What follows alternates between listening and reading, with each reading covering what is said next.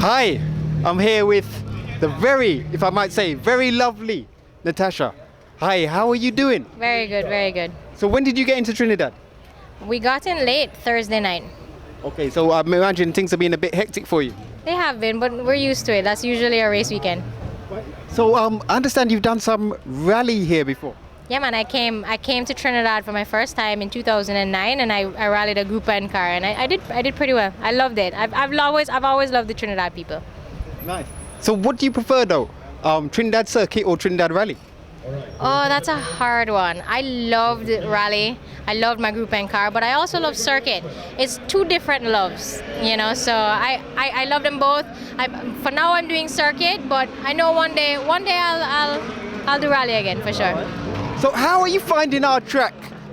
Because I presume you've raced all over the Caribbean. So how is this new Wallerfield track rate to the other tracks in the Caribbean? It's very green because they just paved it a couple of days ago, so it's very slippery. But the track is very simple. It's short. You know, people are doing 40 seconds up to a minute. So it's a lot shorter than our Jamaican tracks. Our Jamaican tracks are a minute 20, a minute 10 kind of thing. So it's very green. I'm having a good time. I always like a new challenge. I've never been on Wallerfield before, so it's a new adventure for me. So in your group, who are your main competitors? Who are the ones that you've got to watch out for? I never watch anyone else. Everyone has to watch me, so I don't know. I like that talk there. All right, well, wishing you all the best. Hopefully we'll see you down here tomorrow as well, get another interview with you then. And yeah, all the best for the Caribbean Motor Racing Championships down at Wallerfield. Best year. Thank you very much.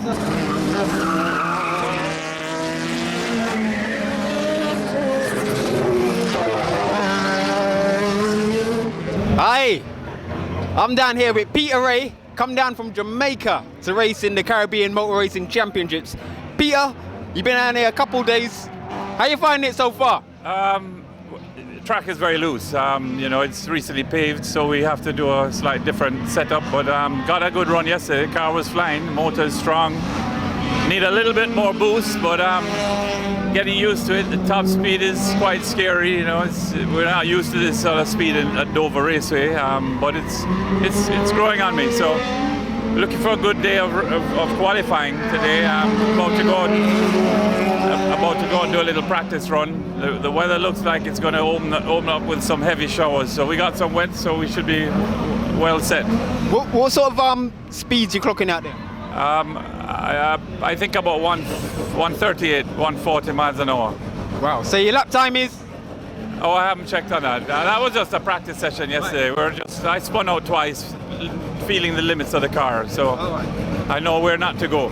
Okay. Now, I understand you've had a few difficulties getting your car in. Like, I know for a fact that like when Trinidadian racers go to race in Guyana, Jamaica, Barbados, it's quite easy for them to get their cars over there.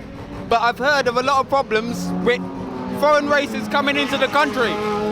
What could we do to improve the situation over here? A lot of it is really custom documentation. We've been through the same thing in Jamaica when it comes to a letter or a number is out, then it slows the whole process up.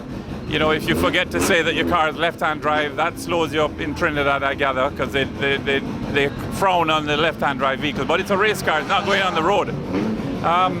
I think the governments need to talk to one another on customs. When we have a series like this big championship, we need to have an understanding, you know, a memorandum where you enter, you sign, the country sign up, you list your drivers, chassis, engine numbers. If drivers can't make it on the day, then you clock another driver, and then you work with that driver and get things more streamlined, because the car's been here for the better part of a week, but we only got it in the wee hours of, I think, Friday morning. So it doesn't leave much test time, and you're traveling miles, you're spending a lot of money, airfare and your crew and food and that sort of thing. Then to come here and have 2 hours of test, it's really not possible to do your best, but we try. Okay. Now I see on the front of your car you got Epping.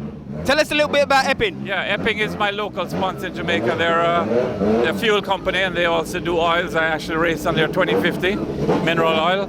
And I'm trying to get their brand up with the big boys back home. You know, they're a home company. They're not an international firm, so I'm trying to do a bit of marketing for them on the racetrack.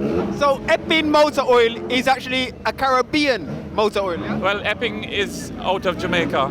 Their oil is actually made by the oldest oil company in the States, Amalie, who blends for many companies around the world. So they have a good, base stock to work with.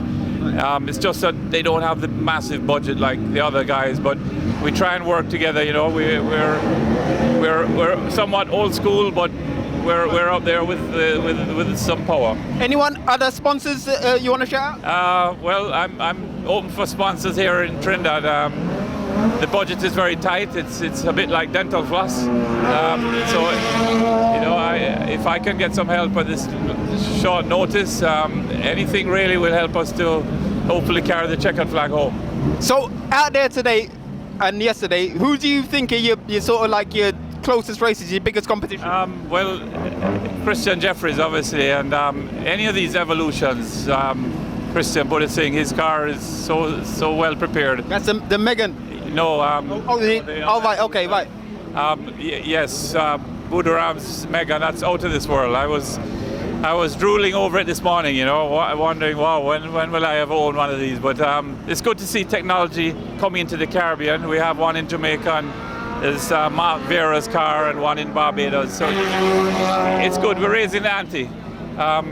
There's also Jared Carrington out of Trinidad. His car is like you could have eat your dinner off of it. It's so clean and immaculately done. I take my hat off to him in particular. But we're here to have fun. We're here to entertain the crowd.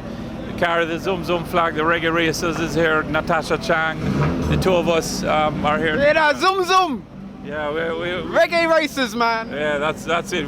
You heard about the Reggae Boys, so now we're the Reggae Racers. So I understand that's your brand name, the Reggae Racers. Yeah, that's something I've registered about 5 years now. Reggae Carters and Reggae Racers. We took the brand into Portugal at the Rotax World Finals, and people went crazy. I actually had to unload my jacket because a South African lady wanted it so bad. So I sold it to her. €90, but I freeze for the next 2 days. It was worth it. Well, listen, wishing you the best of luck, Peter, and we'll chat to you later, yeah? Thanks, all.